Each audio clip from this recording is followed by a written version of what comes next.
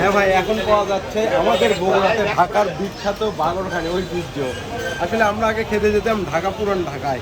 তো আসলে বগুড়াতে এই জিনিসটা চালু হওয়ার পরে দেখেন লোকজনের ভিড় কিরম এবং মানুষের সিরিয়াল দেখেন কিভাবে দাঁড়িয়ে আছে এই বাগরখানি খাওয়ার জন্য।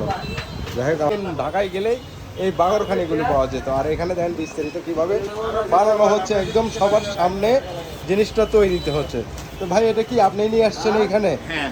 তো আপনার বাসা কোথায় হলো? আমার বাসা বগুড়া। বগুড়া কোথায়?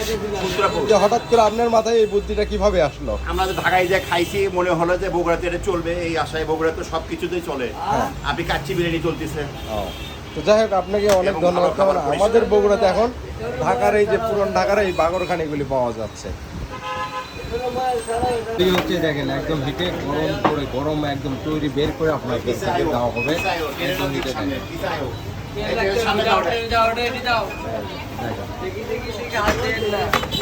একদম গরম। গরম গরম বাগরখানি। কত মানুষের ভিড়, এই যে দেখেন এত মানুষ অলরেডি অর্ডার দিছে, কিন্তু খাবার ঠিক মতো দিতেও পারতেছে না, কেননা অল্পভাবে বের হচ্ছে আর দিচ্ছে। মানুষের উচ্চ পড়া ভিড় পড়েছে এই বাগরখানি নিতে।